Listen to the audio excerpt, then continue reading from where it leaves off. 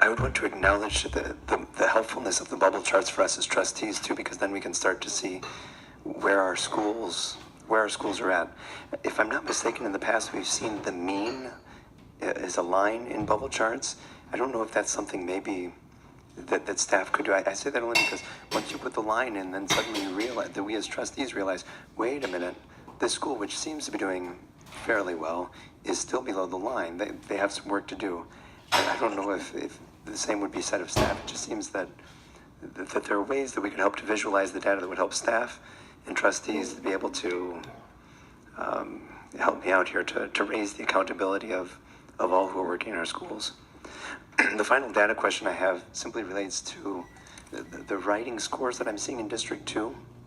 Essentially, the question that I have is why it is that we don't have data for writing for 5 out of 7 schools for which we have data for white students. So what I'm noticing is that we have data at various schools for reading and math, but less data for writing. And where I'm noting that is in white students. We have reading and writing data for white students and 7 students of District 2, but only 2 schools in District 2 in writing. I don't know if I'm explaining myself clearly enough. The same with African American students, whereas we have data for 14 schools with African American students in District 2 for reading and math. In writing, we have data for only 8 schools. So I'm wondering what it is that we are missing, that we're not seeing writing scores for all student subgroups. I could come back to the area superintendents and put them on the spot, but this is not a game of gotcha. I think it's simply, I have various takeaways that I see when I read District 2 data. And my ultimate question is, how do we as trustees and staff and administrators figure out what all these numbers mean for it to be actionable? So my question is principally for administrators who have to work with this data. So I have a few questions for data, but I'll put that on the side and come back in just a moment. Because ultimately the question that I have for administrators, especially the Area 1 superintendent, is how do you make sense as administrators of all this data?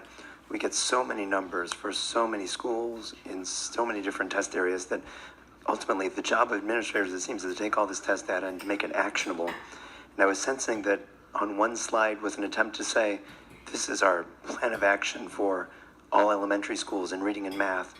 But I'm going to be honest that I'm not sure that scratches my itch. So what I'd like to do is come back in a moment to the question for administrators.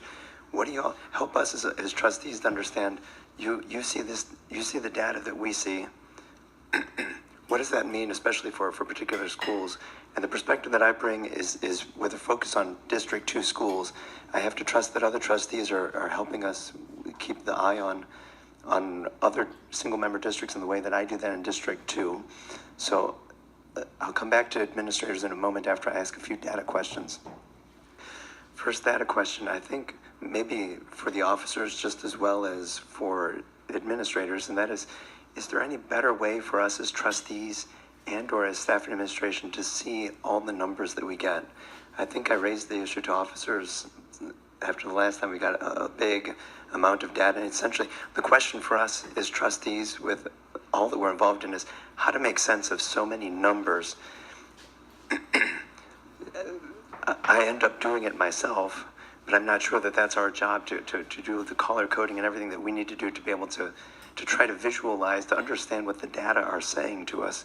So I just want to lay that on the table. Again, is there any way for us as trustees and or administrators, staff members, to get data that might help us better understand the story? And I don't know if anyone can help us with that.